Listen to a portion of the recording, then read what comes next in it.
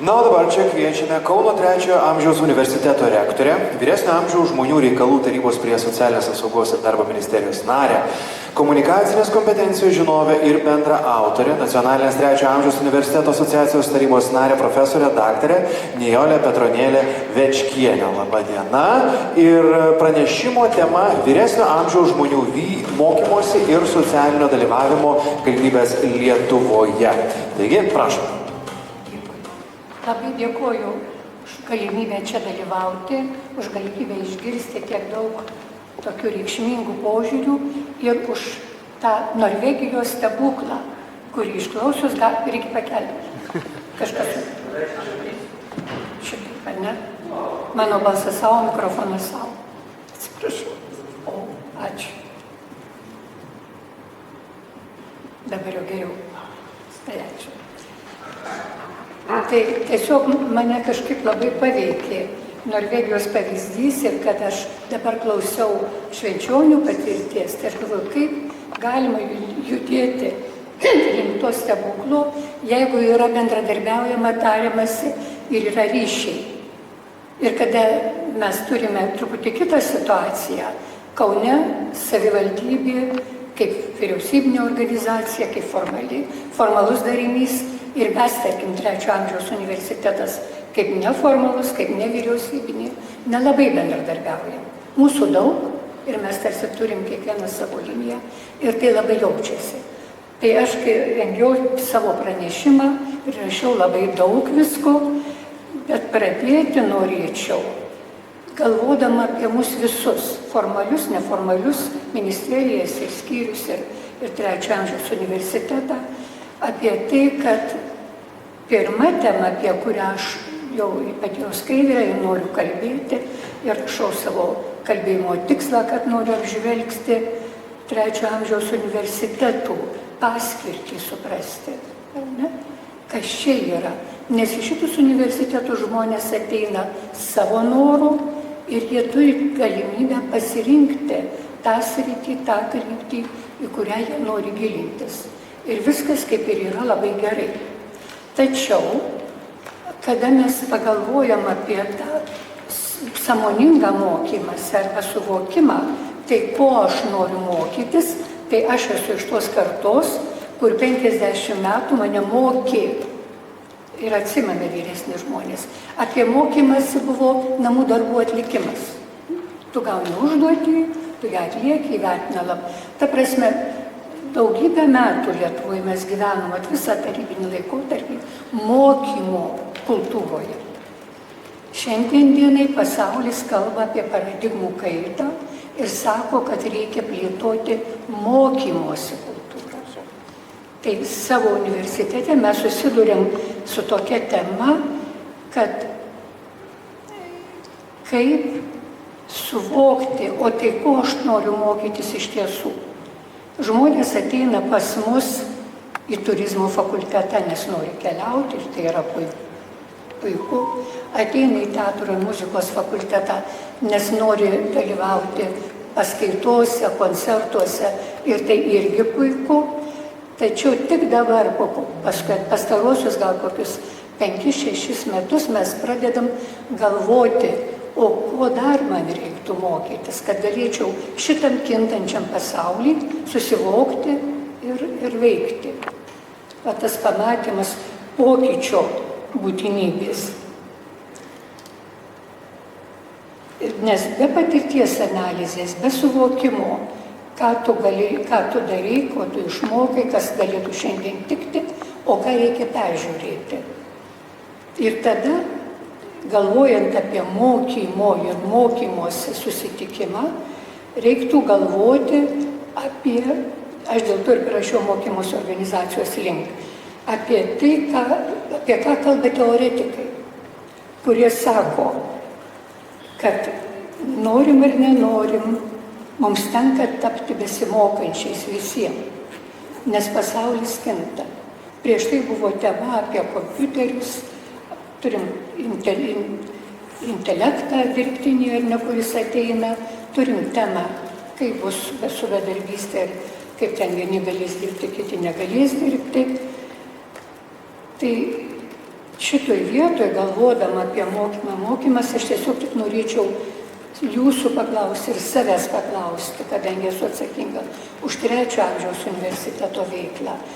Kiek tame, ką mes organizuojame kaip universitetas, yra sąmoningo mokymosi. Dėl to, kad šito reikia mano savivertės atstatymui arba sustiprinimui, nes mūsų vyresni žmonės, kurie prarado, išėjo į pensiją, kurie liko vieniši, labai dažnai išgyvena savęs nuvertinimo, savivertės problemą. Iš kitos pusės labai matosi, kad tam, kad tą savivertę atstatyti ar kad save realizuoti, labai svarbi yra savirealizacijos tema. Suvokti, tai ką vis tik tai šitam gyvenime tu dar norėtum padaryti. Ir mes turim, sakykime, pas mus labai įdomią tokią, labai puikią patirtį, kai susikūrė moterys, kurios lankė dailės fakultetą, mokėsi tapyti.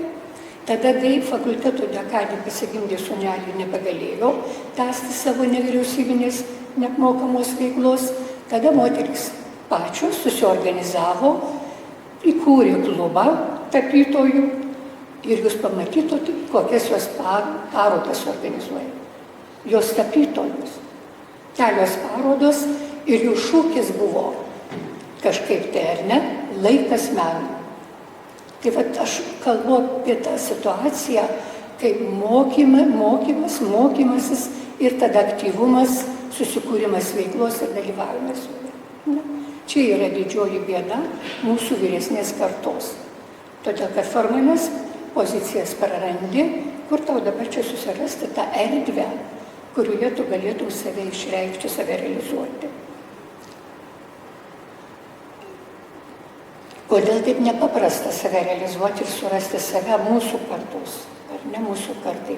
Vėlgi mes labai ilgai gyvenom labai tokiam stabiliam režime, mums įsakydavo, mes vykdydavom, ar nebuvo sprendimai, kuriems mes paklusdavom ir valstybės politikos lygmenį. Kolektyvizmo idėja buvo, ar ne, mes visi turim būti vienodi ir, sakykim, tokie panašus viens į kitą, tada būsim geri. Tuo tarpu laikmetis dabar, jis yra kaip tik nevienodiems žmonėms. Daugiadiscipliniškumas, multikultūriškumas, daugybė tokių skirtingų dalykų, su kuriais susiduriam, bet nenorim priimti, nes mūsų vidinis aš, kuris pripratęs prie kitokio režimo, jis ginasi nuo šitų iššūkių. Ir kaip tada, ką reiškia mokymasis? Mokymasis priimti įvairovę. Priimti, pritapti kiek įmanoma ir toliau dar jie džiaugtis.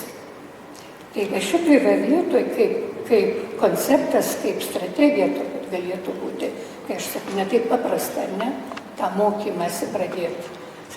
Pamatyti, ko tau reikia, pradėti tame aktyviai dalyvauti, mokantis vieniem iš kitų ir atsižvelgiant į aplinkos, kintančios aplinkos iššūkius. Ir kompiuteriai čia yra viena iš temų. Todėl, kad jeigu mes nenaudojam kompiuterių, tai savo universitete, mūsų 3 amžiaus, mes susiduriam su tema, kaip informuoti dalį savo lankytojų. Ir truputį po truputį visi pradeda jau naudoti kompiuterius arba telefonus. Bet tam labai padėjo, sakykim, technologijų fakultetas atsiradęs.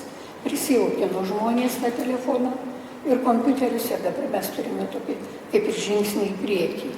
Ir tada, toj vietoje aš kalbėčiau apie dar vieną labai svarbų esminį dalyką. Mokymasis, čia tema, kitas yra bendruomenė, bendruomeniškumas ir vienijanti aplinka. Bendruomenė kaip reiškinys, sutiksit su manim turbūt, jisai nyksta.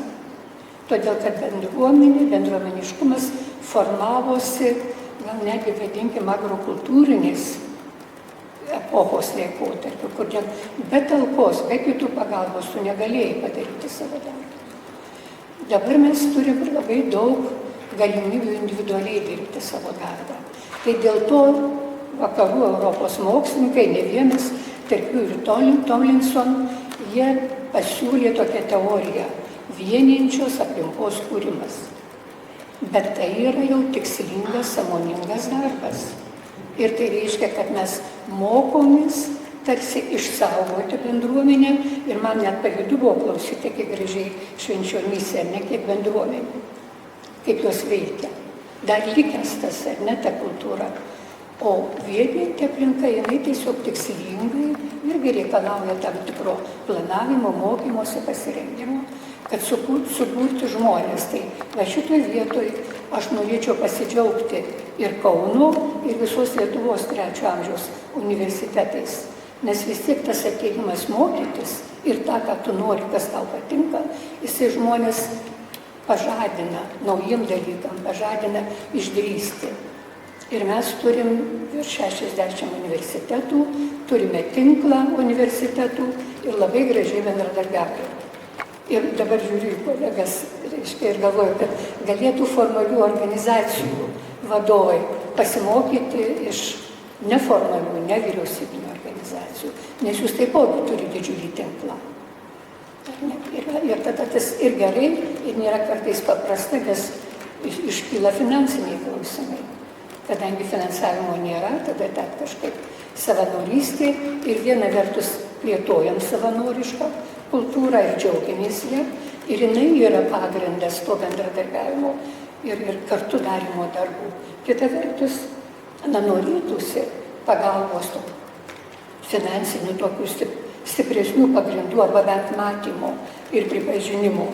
Negaliu dabar nepajuokauti šitoje vietoje visada, kai šneku apie vyresnius žmonės ir apie 3 amžių, tai visada atsimenu savo vienos bičiulės pasakymą. Einu Kaune gatve ir man atrodo, kad aš permatoma. Ir tada tu gali kalbėti. Ne, ir tave gali išgirsti, gali ir neišgirsti. Tai čia apie vienijančią aplinką, jeigu kalbėti. Ir dabar ką reiškia va tos veikiančios aplinkos konstatavimo dimensijos, aš parašiau, ar ne? Kultūros kontekstą nepristačiau, bet jūs maždaug irgi jaučiat, ką aš čia bandau pasakyti. Ir tada, jeigu kalbuoti apie dimensijas, kaip apie tam tikrus veiksnius, kurie veikia mūsų bendruomeniškumą ir tą vienijančios aplinkos konstravimą. Tai vienas vis tik tai yra labai svarbus, kad mūsų senėjimo visuomeniai keičiasi irgi labai daug dalykų. Ir reikia juos priimti ir prie jų prisitaikyti. Ir čia labai vėl svarbus tų vyresnių žmonių aktyvumas. Bet sąmoningas aktyvumas, kuris leidžia dalyvauti pagal savo galimybės, pagal savo pajėgas, kaip savanoriui palaikant bendruomenę ir neužtikrinant pagalbą, paslaugas. Ir mūsų žmonės, kurie ateina į 3 amžiaus universitetą, daugumai yra vieniši ir jie iš to vienatvės ir liūdesio ateina, lanko užsiėmimus, susitinka, bendrauja ir keičiasi jų nuotaika. Bet kas svarbiausia, keičiasi jų sveikata. Atrodo, ką reiškia socialinis dalyvavimas. Jis yra irgi ir energijos, ir palaikymo, ir džiaugsmo šaltinis, o teigiamos emocijos yra labai daug. Kur yra, dabar jeigu dar grįžti prie trukdžių, kad truputėlį pajudėti, tai kur yra iššūkiai, su kuriais mes susiduriam, manau visi, ir jaunimas, ir vyresni žmonės, tai, kad mes 50 metų, ar ne, va tos mūsų kartai, tos patirtys gyvenant tarybinį laikotarpį, kur, aš jau sakiau, kolektyvizmo vertybės labai stiprios, ar nebuvo. Ir kur dar vienas labai stiprus, jeigu žiūrėti, vat, reiškia, dar grįžčiau, delegacijos vadovas, ne, ir turėčiau suprasti, kad nuo mūsų aktyvumo labai priklauso ir tie tada organizacijos, kurios vykdo projektus, jos tuo būdu pastiprina savo finansinę pusę. Mes pradėjom projektinį gyvenimą ir irgi mūsų situacija kažkaip iš karto pasidarė aktyvesnė. Universitetui. Tai dar kartelį pasikartosiu pasakydama, kad mūsų praeities patirtis, jinai gyvena mumyse. Ji reguliuoja mūsų elgseną, mūsų elgesio modelį. Ir tada be refleksijos, be susivokimo, tai kas dabar čia per mane kalba? Mano patirtis senoji, tam tikra kaip programa yra mumyse. Kalba psichoanalitikai apie pasąmoninės programas. Ar aš vis tik tai matau realybę, matau savo galimybės ir galiu va šitoj realybėje veikti sąmoningai ir tikslingai ir efektyviai. Tai vėlgi tie patys trukdžiai gali mus veikia. Čia dar kartelį prie to, nesikartosiu.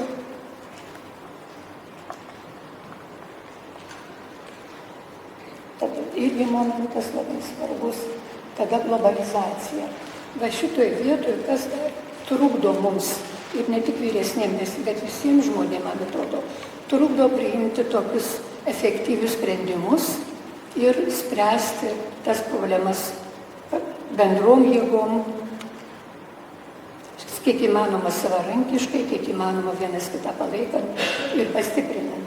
Tai jūs atkreipsite dėmesį. Čia Sadokai vyko pasaulinė konferencija, kurioje buvo diskutuojama apie tai, kas vyksta pasaulyje, globalizacija, ir išskirtos 5 sritys, kurios sąlygoja mūsų elgseną, mūsų darbus ir mūsų pasitenkinimus ir nepasitenkinimus. Tai jūs galite stebėti, kad ta 4 tema, kuri prieš tai kalbėjau ir kuri mums labai aktuali, ar ne, vyresniems žmonėms. Tai sveikatos problemos ir natūralu, kad jiems reikalinga pagalba. O kodėl reikia padėti tiems vyresniems, kurie dar visai sveiki, aktyvūs ir dar įkyri savo visokiais reikalavimus. Jie gali tvarkytis patys savarankiškai. Iš dalies taip ir vyksta. Teisingai. Ir dar, man atrodo, dar viena tema, bet jeigu prie tos, kaip visos 5 temos yra svarbios, bet politinis aspektas irgi yra labai svarbus. Aš galvoju, kad kol mes Lietuvoje, vyriausybinės organizacijos ir nevyriausybinės, nepradėsim kalbėtis, diskutuoti, tai to norvegiško stebuklo mes niekada nesulauksim. Nes visi turi įsitraukti, ar ne, turėtų įsitraukti. Ir jeigu tu matai, čia šitoje vietoje labai svarbu suvokti tos specifinius momentus, nes kartais yra ypatingi žmonės, bet mes jų nematom. Arba žmogus turi ypatingas galės, bet jis jų nerealizuoja. Dėl to, kad tam tikros formalios aplinkybės ar kažkas jam trukdo. Tai buvo pasakyta 2012 metais, aš manau, kad dabar vyksta kažkokie tai pokyčiai, bet klausimai išlieka. Mums visiems jie irgi aktualūs. Čia buvo seminarai, 100 seminarų, turėjau galimybę dalyvauti, tai buvo irgi labai įdomu. Ir tada dar mes pabrėšiu, kad yra tyrimai, kurie sako, kad Europoje mes turime 3 tokias sritis, į kurias irgi tenka atsižvelgti. Ekonomikos diktatas, nes čia tas toks atsiranda įtampa, švietimu privatizavimas, sveikatos paslaugų privatizavimas, Lietuvoje mes dabar jaučiame, ar ne? Ir tada tas ekonominis momentas. Išsilaikyti reikia, privati veikla leidžia ekonomiškai jaustis stipresniu. Ir tada valstybės vaidmuo. Jūs užsiminėte apie transportą, mes Kaune dabar, aš stebiu, turim labai tokį įdomų pasikeitimą viešojo transporto prasme. Nyksta, mažėja, negali sulaukti pėsčias, negali laukti, važiuok taksi, jeigu turi galimybę. Aš nekalbu apie tos, kurie vairuoja automobilius. Bet tokie niuansai, kurie rodo, kad ekonominis diktatas, aš ne dėl to, kad diktuoja mums ekonomistai, ar ne, bet realios aplinkybės iš dalies senėjančios visuomenės diktuoja. Ji diktuoja, mus verčia į tam skirti pagrindinį dėmesį. Ir tada ideologiniai pokyčiai. Tai kas vis tik tai atsakingas, o kas neatsakingas. Ar visi atsakingi ir kaip tie atsakingi, tada vienas kitą priima ir supranta. Čia būtų klausimas apie vertybės. kiek žmogus vertingas, kiekvienas vertingas, o kiek skirtinga žmonių vertė. Ir tada čia labai lengvai, kai tu žiūri per tą ekonomiką žmogų kaip į vertingą arba ne, tai natūralu, kad tas, kuris darbingas, kuris kuria labai pridedamąją vertę, kuris užtikrina gerovę ekonominę, jis yra vertingesnis negu tas, kuris jau nebedirba. Ir dar reikalauja papildomų paslaugų. Čia natūraliai jau turbūt kartais net nesuvokiam, kaip mūsų galvose atsiranda tas matavimas ir vertinimas. Neturi sveikatos, sėdėk namuose, nesivežk laisvę. O apie tai, kad aplinkos nuotaika ar ne, bendroji nuotaika keičiasi ir mes tada patiriam tos negatyvus. Na ir metodologiniai pokyčiai. Metodologiniai, vėl jie susiję su mokymuose, su veiklos supratimais ir jie taip pat yra labai svarbus, kada mes kalbam apie kartų skirtumą. Vyresnioji karta ir jaunoji karta. Ne? Jaunoji karta laisvai naudoja kompiuterius ir vairuoja, ir telefonai. Jūsų visiškai kiti instrumentai, jūsų, tai žiūriu, jaunus žmonės. Visiškai kitas tempas, visiškai kitas pasaulio matymas. Ir va šitoj vietoj irgi labai svarbu susikalbėti. Skirtingose tokiuose metodų ir priemonių taikymo situacijose arba pozicijose. Ir tada kažkaip atrasti vertę vyresnių žmogaus ir iš kitos pusės vyresniam žmogui, kuris visą gyvenimą mokė, nepulti mokyti jaunų žmonių, kaip jie turi elgtis. Man labai gražu stebėti mažus vaikusius. Žinot irgi, ar ne, kad jie yra dar kita karta. Ir jie komandos tikrai nepripažįsta ir nepripažins. Ir labai būna įdomu, kaip kažkas bando jiems pasakyti. Turiu tokį vieną giminaitį, kurio anūkas dabar 3,5 metų, senelis jam paskambina kažką pasakyti, o jisai sako, seneli, aš dabar nenusiteikęs kalbėti. Atsiprašau ir padeda ragelį. Gali pykti, jeigu nori. O gali suprasti, kad tai yra visai kitokia asmenybė, visai kito tipo žmogus.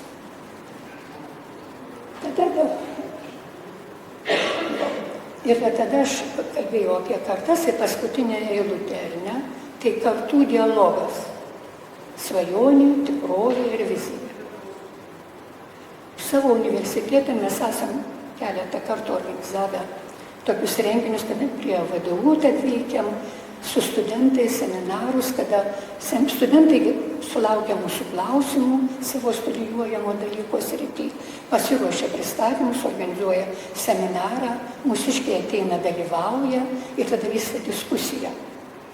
Ir pirmoji tokia diskusija buvo daug įtampos ir iš studentų pusės, ir iš mūsų klausytojų, po to susėdom kalbėti visi.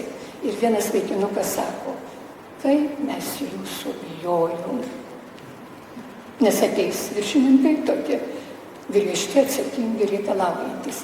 Ir po to vystėsi šitas bendravimas, bendros konferencijos, seminarai, kurių metu mokėsi mūsų žmonės dirbti telefonais. Ir vėlgi ten moksleiviai padėjo kartu įsisavinti. Viskas gerai, paskui aptarinėjom ir klausėm tų moksleivių, na kaip ar patiko, labai sakė. Nes kaip savo močiutę mokai, ne? Bet jau labai lėtai viską darys. O, laikas baigėsi man.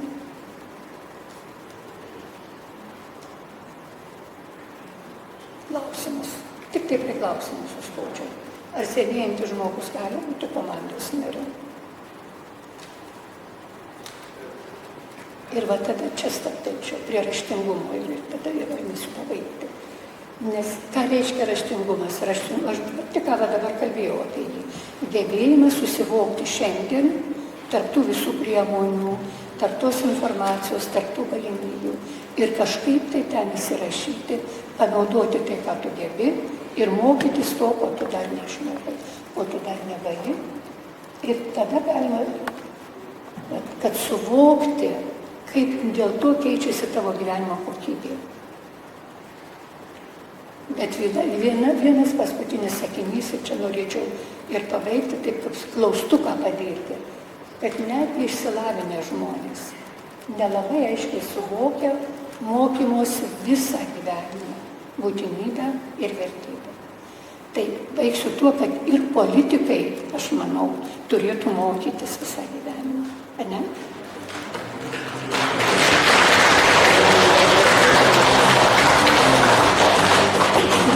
Dėkojame už pranešimą. Štai turime dar klausimų. Štai kyla rankos. Prašau. Rugsėjo 11 dieną Seime buvo organizuota didelė konferencija. Tame tarpe buvo nemažai keletos organizacijų žmonių, kurie dalyvauja tame tarpe ir Trečio amžiaus universiteto veikloje, būtent Vilniaus skyriaus ar padalinio, nežinau, kaip jisai yra įvardintas. Ir iš jų lūpų nuskambėjo toks pasisakymas, kad Trečio amžiaus universitetas, būtent gal konkretizuoti Vilniaus padalinys, iš NVO patapo komercinė struktūra. Ką Jūs galvojate šitą atžvilgį? Jūs kalbate apie Medardo Čobodo universitetą? Taip. Nes čia aš turiu progą dar priminti, kad Lietuvoje šitie universitetai atsirado Medardo Čobodo dėka ir pirmiausia Vilniuje. Bet dabar, kodėl Jūs kalbate apie komercinę struktūrą, aš nelabai supratau. Kaip ten pasireiškia? Aš nedalyvauju šitoj veikloj, bet nuskambėjo būtent iš žmonių, kurie dalyvauja ten ar pabočių organizacijose, ar LPŽ, būtent tai susiję su mokesčiais papildomais. Ir ganėtinai nemažai mokesčių atsiranda, jeigu žmogus yra aktyvesnis, tie mokesčiai yra nelabai pakeliami senjoram. Supratau Jūsų klausimą, nes visai nesenai mane barė irgi. Surink, atsakė, kasmet po 20 eurų, mūsų metų mokestis metų 20 eurų. Ir važinėjate po užsienius, o mes, tai čia aš grubiai juokauju, bet šiaip Jūs teisus. Iš tiesų reiškia, mokestis, tas nario mokestis tikrai nėra didelis niekur Lietuvoje. Bet tas kitų pinigų poreikis atsiranda kaip? Žmonės nori keliauti. Tai tarkim, mūsiškiai keliauja Lietuvoje, turistai. Tai už tą, kad vadovas organizuoja, gidas jisai būna mūsų dekanas, ne? Bet automobilis važiuoja, jam reikia kuro ir vairuotojų reikia sumokėti. Ir va čia atsiranda papildomas mokestis. Ir kito kelio mes neturim. Mes neturim finansavimo, kur galėtume išskirti, sakykime, papildomą tą nario mokestį, kurie surenka, iš dalies padengia, bet pilnai negali padengti 20 eurų per metus, ar ne? Nes dar yra ir administraciniai dalykai. Tai aš įtariu, kad čia yra toks truputėlį žmonių, kurie norėtų keliauti ir gal norėtų keliauti užsienį ir jaučiasi nuskriausti dėl to, kad tada reikia kažkiek mokėti ir daugiau. Ar galiu taip atsakyti? Yra tam tikro nesusikalbėjimo. Paskui mes kalbėjom, reiškia, apie tai, kad Jūs klausėte apie patalpas, ar ne? Mes turime patalpas, nuomojam, turime mokėti nuomos mokestį. Ir visą tai iš tų 20 eurų metinių. Tai. Puikiai suprantu, tik tai tiek, kad visos organizacijos, kitos organizacijos turiu omeny, susiduria su patalpų problemom, bet Vilniaus Trečio amžiaus universitetas turi tenai tiek apie 1500 kvadratinių metrų, kokiom sąlygom ir kokiom aplinkybėm tai yra suteikta jiem ir jiem nereikia tenai pastoviai blaškytis, pateikinėti ataskaitų ir visų kitų dokumentacijų. Aš dabar susidūriau su tą problemą, kad praktiškai didžiausia organizacija, mes dabar turėjom dalyvauti varžytinėse, tai buvo virš mėnesio nervinės įtampos, neaišku, ar laimėsi ar nelaimėsi tą projektą ir ar turėsi bent jau nedidelį biurą. Mes nekalbam apie stambes kokias tai patalpas, kur iš tikrųjų galėtumėm vykdyti savo numatytas ir arba anksčiau vykdytas kokias tai veiklas. Žinot, aš labai taip prastai jaučiuosi, nes aš negaliu diskutuoti to kito universiteto vardu. Tai čia reiktų jų klausti, kadangi jie yra tikrai labai aktyvūs, daug projektų vykdo, visai ten gali, bet aš būtų neetiška man ten kažkaip sakyti taip arba ne taip, nes yra, pavyzdžiui, Lietuvoje yra keli tipai universitetų, tinkle mūsų nacionaliniam. Ir yra universitetai, kurie veikia prie švietimo skyriaus, sakykime.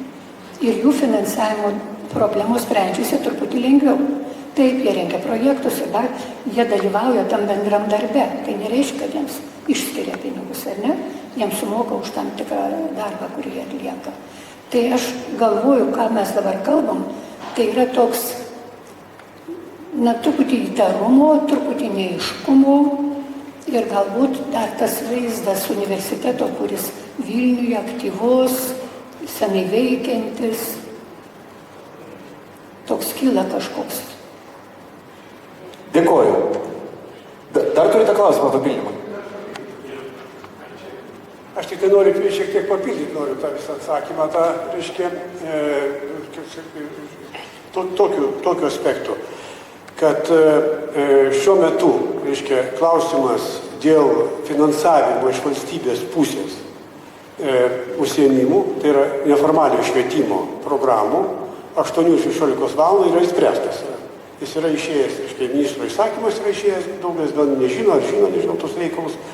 Tai va, ir ten, yra ir lygia greta yra įvardintas ir 3 amžiaus universitetas, ir tokios organizacijos, kaip, pavyzdžiui, Vilniaus miesto pagyvenusių žmonių asociacija, kuri gali aplikuoti į tos mokymus, kurie pilnai yra 100% apmokomi švietimo, mokslo ir sporto ministerijos.